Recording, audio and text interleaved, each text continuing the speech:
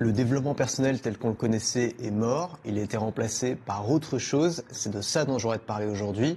Cette vidéo, elle s'adresse d'abord à la frange de mon audience qui crée du contenu dans la thématique du développement personnel. Je pense qu'ils ne peuvent pas continuer à faire du contenu comme avant, il faut changer. Et cette vidéo, elle s'adresse aussi à toi si tu t'intéresses au développement personnel ou si tu t'es intéressé au développement personnel, si ça t'a aidé peut-être plus tôt dans ta vie, comme ça a été le cas pour moi. Et qu'est-ce que c'est devenu aujourd'hui? Comment est-ce que ça peut encore nous aider? D'abord, je voudrais juste m'excuser parce que j'ai pas beaucoup d'énergie, je suis malade en ce moment. J'ai voulu quand même faire cette vidéo parce que j'avais envie de travailler, mais si je suis un peu faible, faut pas m'en vouloir. Le développement personnel m'a personnellement beaucoup aidé quand je suis passé à l'âge adulte. Moi, quand j'étais adolescent, j'étais très mal dans ma peau.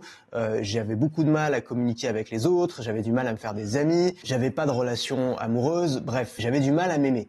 Et le truc, c'est que en commençant à lire des livres de développement personnel autour de 15, 16, 17 ans, j'ai vraiment appris à être une personne meilleure. J'ai appris à mieux comprendre les autres, à mieux communiquer avec les autres, à mieux réussir à l'école ou dans mes projets personnels à côté. Ça m'a appris globalement à avoir davantage confiance en moi, à mieux me connaître, à mieux connaître mes capacités.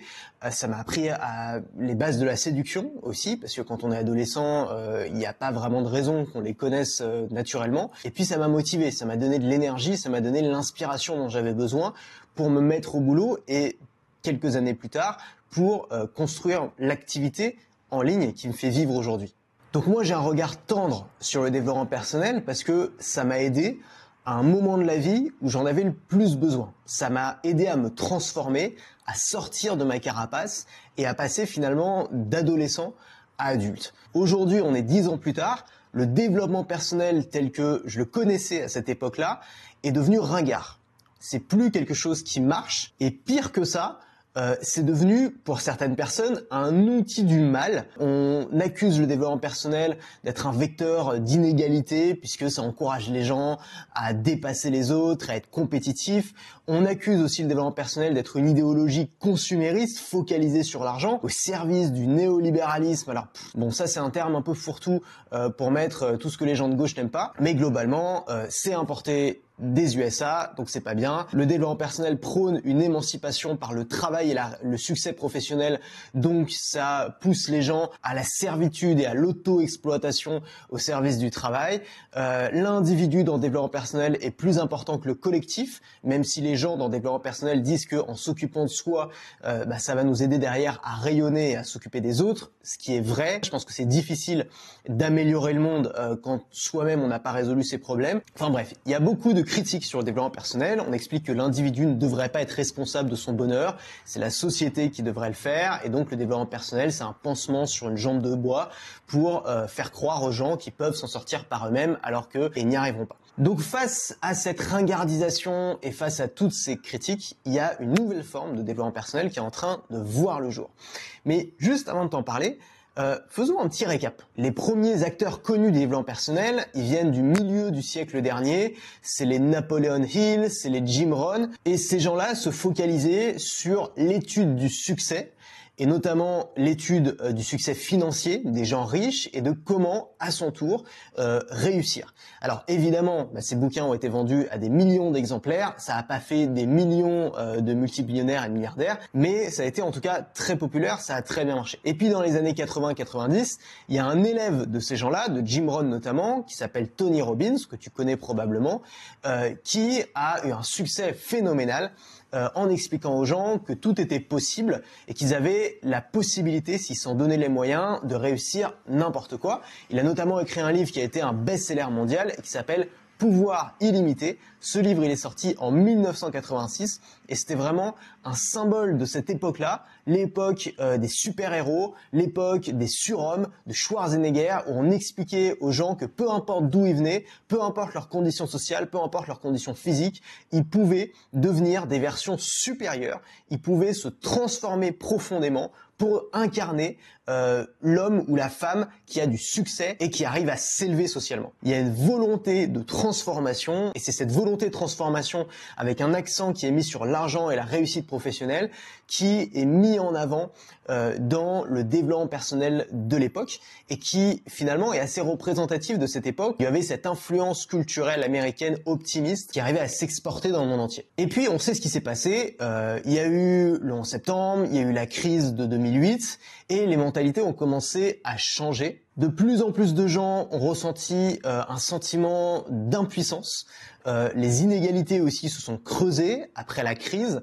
Ça a fait monter les tensions sociales et ces tensions sociales ont généré une forme d'anxiété généralisée dans la société. De plus en plus de violences verbales, de radicalisation, de montée des nationalismes en Occident et particulièrement aux États-Unis. Et donc face à ça, on a vu une sorte de rébellion contre ce modèle unique de succès du surhomme ou de la surfemme, de la personne brillante qui réussit professionnellement, qui gagne beaucoup d'argent, qui est physiquement fort. Faut voir le physique de Tony Robbins. C'est un physique auquel la plupart des gens ne peuvent absolument pas s'identifier. C'est un surhomme, c'est comme Arnold Schwarzenegger.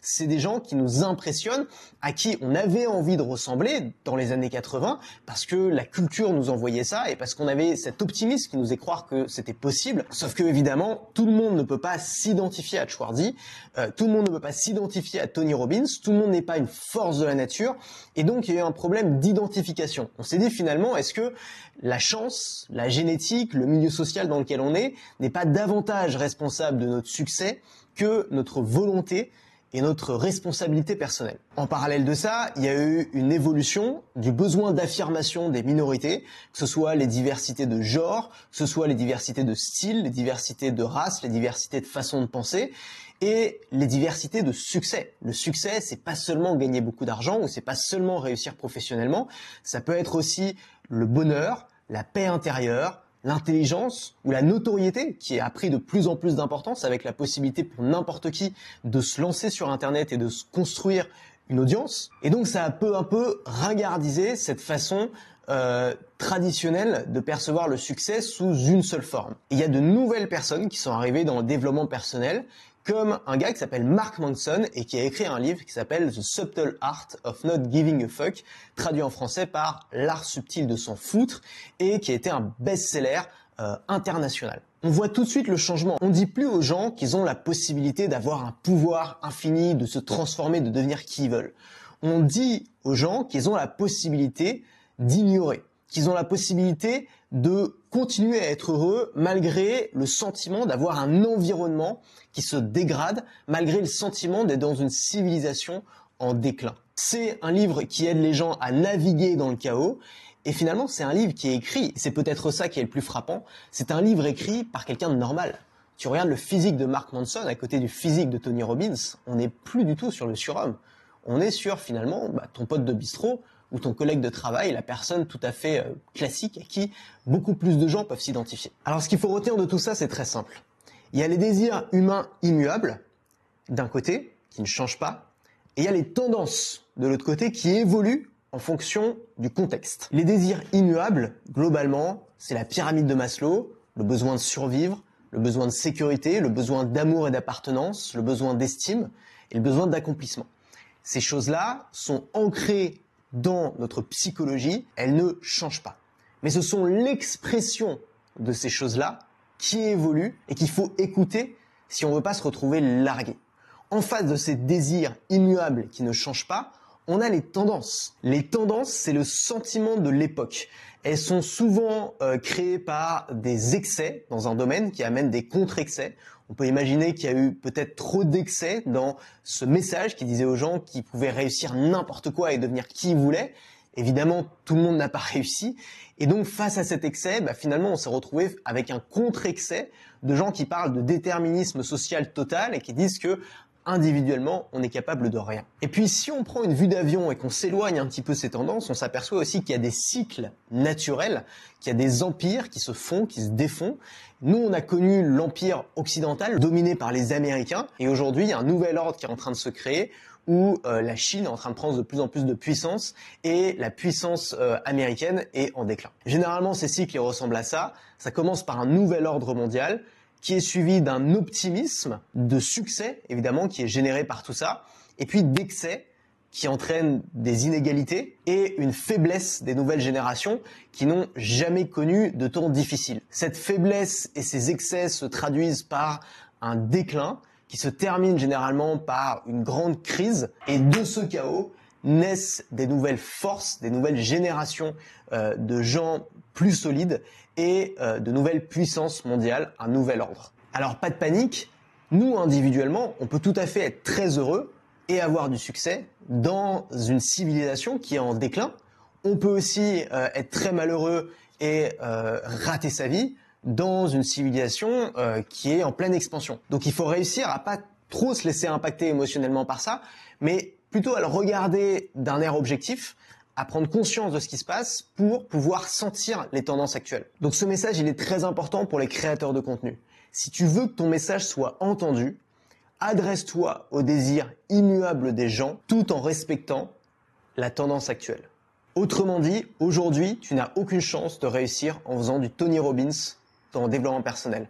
C'est trop tard, l'époque n'est plus à ça. Ça ne veut bien sûr pas dire que les gens ne veulent pas s'accomplir, que les gens ne veulent pas réussir, puisque ça fait partie des désirs immuables de l'être humain. Ils veulent le faire dans un nouveau contexte. Qu'on le veuille ou non, c'est un contexte pessimisme, anxiogène, et qui implique de nouvelles façons de voir le succès, et même de nouveaux types de succès. Ces nouvelles tendances, il faut les inclure dans ton travail. Alors maintenant, je voudrais terminer par mon point de vue un peu plus personnel sur ce qu'on peut faire pour nous avec le développement personnel. Comment est-ce qu'on peut réussir sa vie finalement? Tu sais, je pense que le succès, c'est faire du mieux que l'on peut avec ce que l'on a. Ça veut dire que non, tu n'auras probablement pas le succès de Tony Robbins si tu es quelqu'un d'ordinaire. Tu n'auras probablement pas le physique de Schwarzenegger si tu mesures 1m55 et que tu es tout maigre. La transformation existe, mais elle a ses limites.